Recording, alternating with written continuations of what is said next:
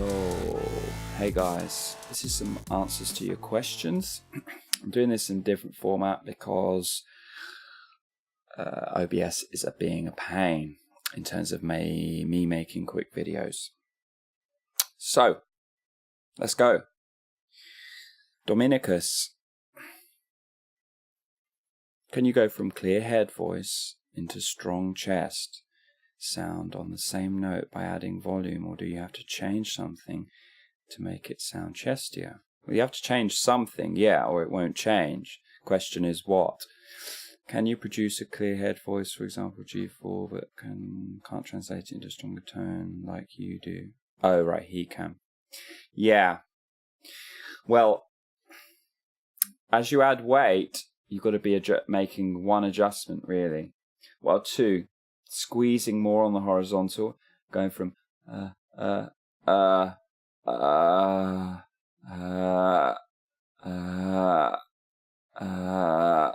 is a gradual squeeze from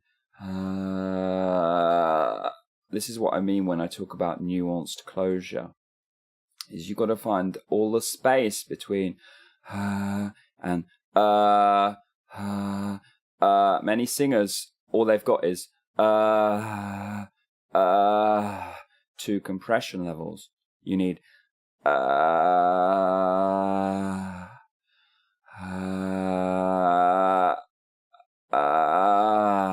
it doesn't sound nice. But that is literally, you're hearing a gradual shift from open chords, not quite closed, to completely closed, as if you're pushing on the toilet, quite frankly. Yeah, you need to know everything between, and then all you're really doing is you're balancing that the degree of squeeze you have with a certain amount of pressure underneath, and those things need to be synced up and balanced. So basically, when we go for something where we're trying to add weight,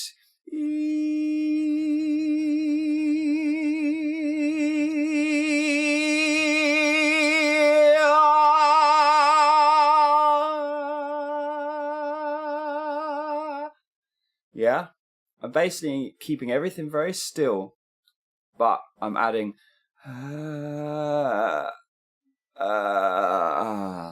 I'm adding some of that squeeze, and as I do, I'm increasing the pressure, or as most traditional coaches will call it, support underneath. Yeah? So I'm balancing closure with pressure, and that way I get a balanced sound.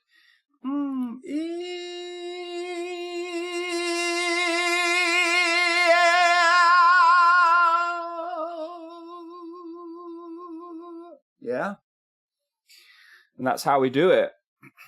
Hopefully that won't distort to buggery in my recording. Let me just have a look. Yeah, it's distorting a bit. Hopefully it will come across just a touch. It's distorting. Let's bring that down a bit. So, yeah. That should give you some idea. Dominicus. It's tough. Very hard skill to learn. Took me a long time. Hello, Clementine. I was wondering how to growl like soul and R&B singers in a healthy way. Yeah, there's certainly different ways you can approach it. Some people say it's like clearing the throat. Yeah, you could do it that way. Others say it's push from diaphragm. Well, basically it's a kind of overabundance of squeeze. So traditionally in SLS, the squeeze you'll have is a kind of balanced squeeze. But as you go into more distortion and growl, you're kind of over compressing and supporting or more pressure underneath. And that's how the people that I have looked up to in the past describe it. And you always need to be able to keep it clean. So your growl and your distortion should be something that you use as an effect, and you kind of need to balance it with making sure that you're able to keep your voice together consistently day after day after day after day. If if you ignore what your voice and body are telling you, you could end up in some trouble. But basically, I'm going from yeah, this kind of feeling.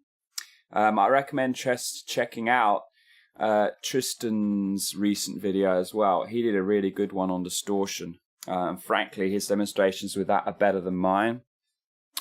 So check out one of his recent videos. I can't remember what it's called. I'll try and find a link and put it in the description. But that's a good one. Yeah. Most of these sounds, people seem to think, oh, how do I do it? What's the trick? Most of the time, just make the sound. Like, if I'm angry and I'm like,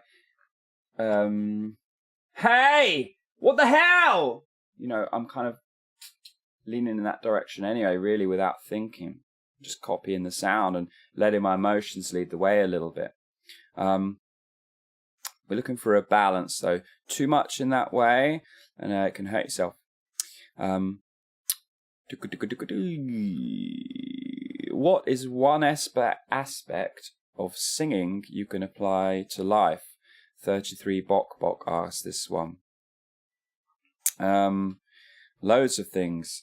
So much of my coaching is basically life coaching, really, as much as it is singing coaching, because good singing is a marriage between a calm and confident state of mind and a good dose of technique on top of that.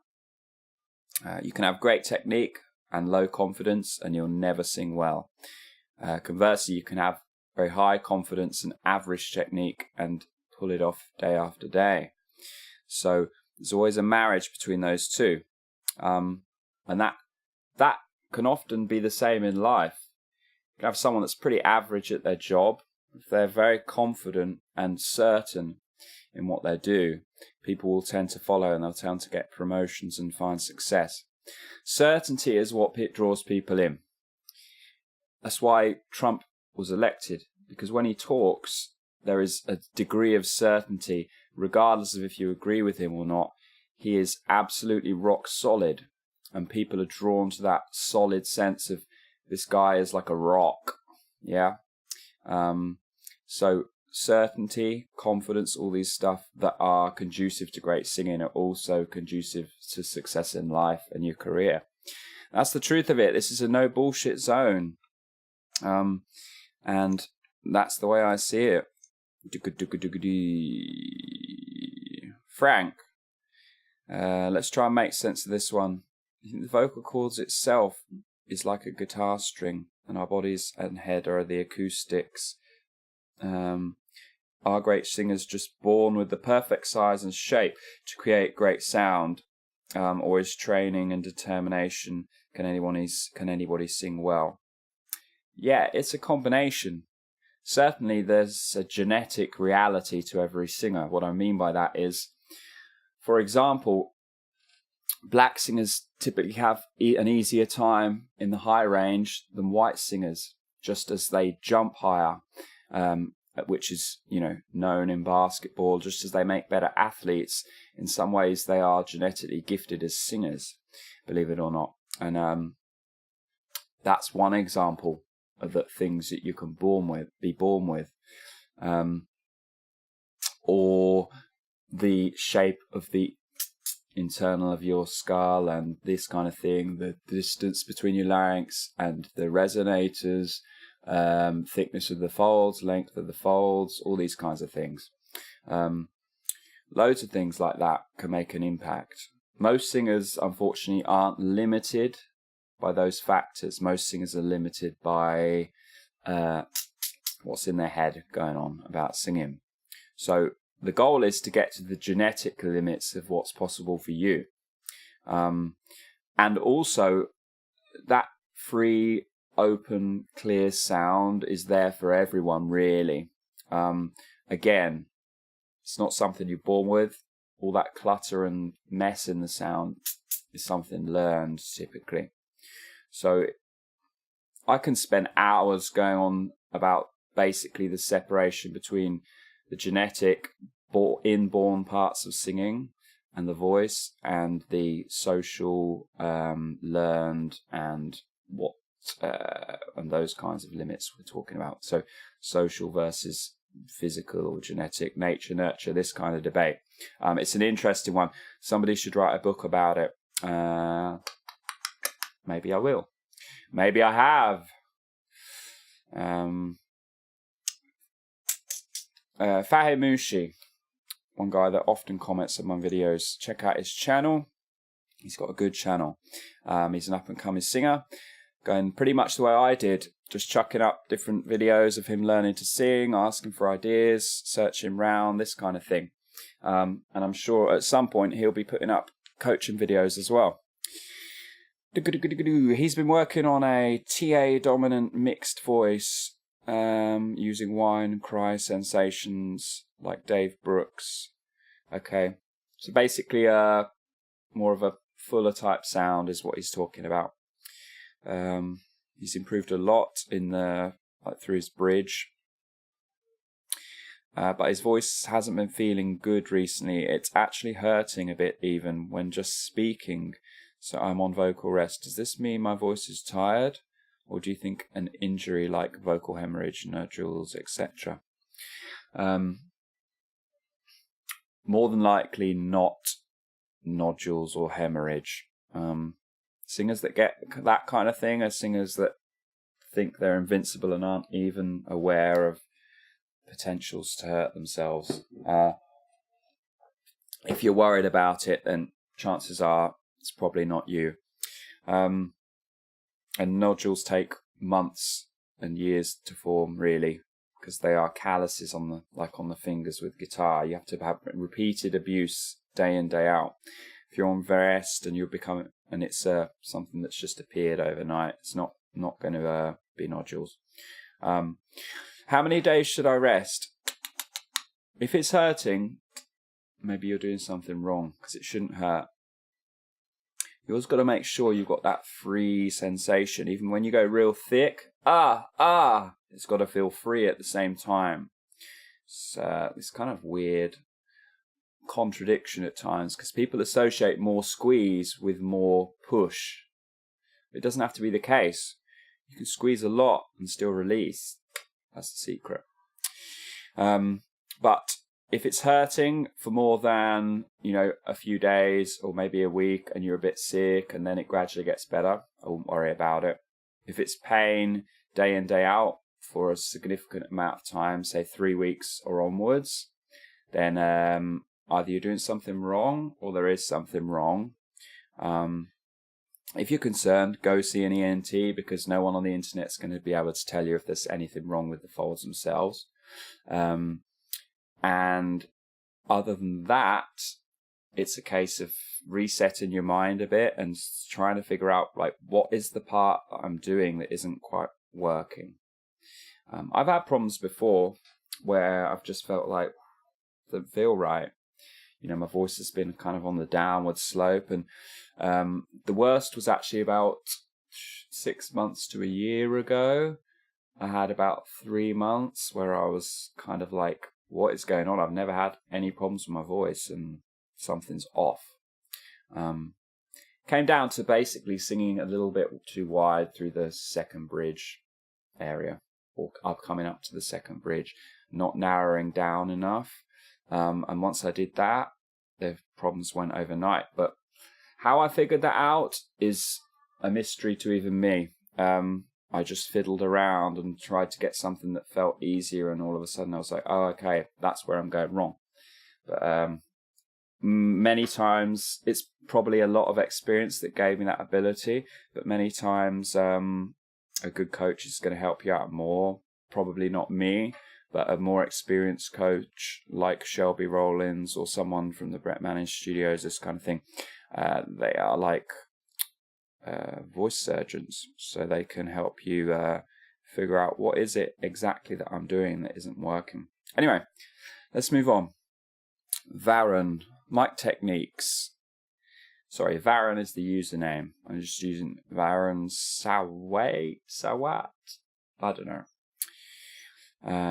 Mic techniques. How louder or softer should we sing with amplifiers? I'm just thinking, do I need headphones? No.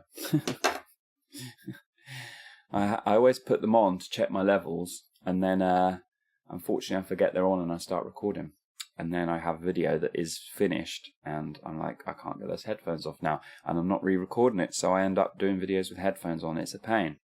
We've got half of this one at least without headphones on.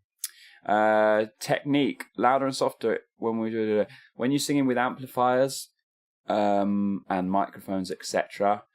You should just be applying basically the same technique you would normally when you're rehearsing at home. There are things you can do depending on the equipment you're using. If the desk has got compression and things built in, things like pulling away from the microphone on louder notes is not going to be as necessary. But then if you were on a cheap open mic setup with just like an 8-channel desk and no reverb, it just mic straight into the desk and straight out the speakers, you can do things like when you're singing louder, pull away from the mic a little bit. But it's a bit of a balance. Sometimes you can take it too far. I'm not particularly good at that. I do make an effort, but typically shouldn't be much different, other than you don't want to blast people's ears off on louder notes. So if there's no compression on the desk, pull away more. If there is some compression and you notice other singers aren't going up and down in volume a lot, then you wouldn't pull away quite as much. But that's something you'd learn over time with a lot of live experience and performing and things like that. So generally I wouldn't worry. You want to just have an even volume basically. So if it's very loud when you're singing louder and very quiet when you're singing quieter, then you need to balance that out more. If it feels quite even when you're watching other singers, when you're singing yourself, then you won't need to do any adjustment as much anyway. So that's that. Anime Mummy, who isn't a singer, but somebody I used to be friends with and still am. We ever come back to Monster Hunter meet again? We miss you. Yeah. Well, I miss you guys, actually. I was going through a difficult time when I met you, and I was basically on my own and didn't have any friends, so it was great to hang out. I don't have a 3DS at the minute, but I do miss Monster Hunter. I was actually waiting for the see if they did a Switch version and see if I could pick up a Switch or something, but so far it's not been announced. I'm reluctant to buy another 3DS just because it's probably a dead system in the next year. So right now I'm not really playing any games. I'm just busy doing this. And it's a bit lame, unfortunately. But that's life. I'll message you on Facebook and say hello, though. Pepru. Is that how I say it? Probably. It's a good one, actually. Anthony Vincent's comment on basically Ken Tamplin's got a new promo video up on his channel by a very successful guy called Anthony Vincent, who studied with Ken, or Ken's method at least. And the question basically is, let's just read it out. There's a link to which I'll put in the I'll put in the description. Anthony Vincent's comments on Ken Tamplin's vocal methodology. Please let better questions take priority. Well, there is no better questions, really. This is probably the best one. Or it was interesting when I read it, because I thought, okay, this is going to be a good one to answer. But out of curiosity, I was just wondering what's going on here. Is this just pure marketing stuff going on? Perhaps Ken's program happened to work for him. Also, he doesn't seem to have Ken's sticking out tongue when he sings. Thanks, Carl. Yeah, well, obviously it is a marketing video. Ken and him have been in touch. Ken's paid him to produce a video to put on Ken's channel. That's life. That's business. That's where we live. It's totally fine. But I wouldn't completely disregard Anthony's comments. I think it's a combination of Anthony genuinely getting help from this program and wanting to help Ken out, and obviously both getting paid. So it's win-win for everyone and everything. This guy's actually quite a good example of some of the strengths of Ken Tamplin's program. and the things that you can learn from it. As much as I criticize Ken for certain things, because I think there's some parts of his skill set that are missing that I have that he lacks. But conversely, I would also argue that he has certain skills and has developed parts of his voice that I lack. So I don't think of it in terms of, necessarily me being better than him. I do get a bit frustrated with the types of skills I talk about being less valued in the singing teaching community than just range and power, which typically are more valued by the layman, which is the majority of people watching these types of videos. So that's usually where my frustration lies. So yeah, this guy's a good singer. I like some of the styles he does. I think he'd be better served becoming more of his own artist rather than simply, sounding like other people. It's very gimmicky, his channel, but then, a lot of YouTube channels that are very successful are. That's life. He doesn't have, Ken's sticking out tongue isn't something he teaches. That's a kind of idiosyncrasy of his technique.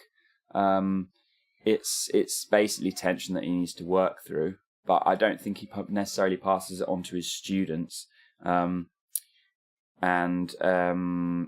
It's more something he does that he's not open about, and I don't know why, but that's life, as I keep saying in this answer. So yeah, that's kind of gives you some thoughts about that one at least anyway. And Ashley, finally, I noticed your Miles Kennedy video and wondered, is it any less valid to practice using songs as opposed to scales? By songs I mean work on tones, tones of the song as opposed to words. For example, using a mum or a muh, where the words would be, and then graduate to the lyrics once you found release. Yeah, well, that's the best way to transition between scales and actually practical application. Usually, at least it was for me, is replace the words with a scale, which helps you get even compression through the phrase. It helps you get a nice even sense of position. It helps you get the basic part of the technique correct, which is compression levels and pitch. Then once you've got the compression levels and pitch right, we then start saying the words, and we add that extra variable in of the different consonants and the different vowels, whilst maintaining the basic technique that we had on the initial phrase when we just had the mums or whatever vowel or consonant you want to pick exercise-wise for that particular, for that particular thing that you're doing. This is actually a good point. So to elaborate on this a bit, I had a question, a bit of a spat this morning with a guy who's talking about how the best way to learn is just to isolate phrases and sing phrases at a very slow speed and learn everything basically directly through application. And the explanation I just gave is a good explanation to counter that argument. Is if you have the exercise first on top of the phrase, it helps you get the basics right, compression and pitch. If you've got the compression and pitch right, then you add in the other variable. So you've got a better chance of getting the phrase right if you take it step by step than if you just do it all at once. Yeah? At least that's the argument I would have. There's a time and a place for pure application, which is most of the work I do now. Most of the work I do now is pure application, other than a few things I work on technically, which is opening up that mouth more in low chest voice and kind of middle chest voice range. That's what I struggle with. So technically I'm working on that. But a lot of the other work I do is just purely on application, so singing songs, less scales these days.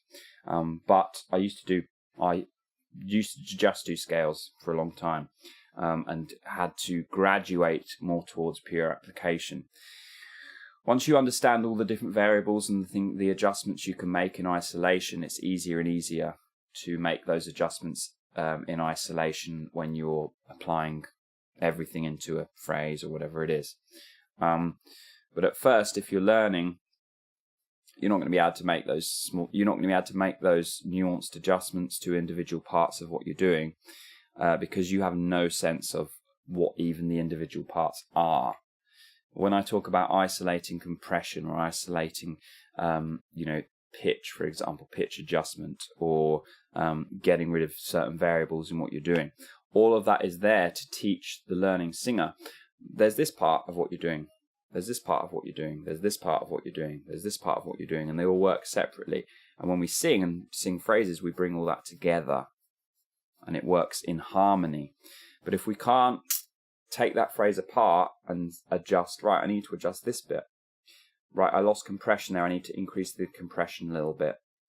Yeah, typically when people do that, when they don't understand the different compartments, the different things that they're changing, they'll change 2 or 3 things when they try and add compression. Yeah, they won't be able to change it on its own. And that is why I know what I'm talking about. Anyway, I'll leave you to it, guys. Thank you for your questions. And I will lead to the outro right now. Thanks for watching this video, guys. If you want my help personally, you can book a one-on-one training session. Drop me a message. My email is in the description. And if you feel like this message was of value, then please feel free to make a donation equal to that value. Again, donation link is in the description. And finally, please share this video with other singers you know. Please subscribe to my channel if you haven't already. Give this video a thumbs up. And I will see you in another video. Bye.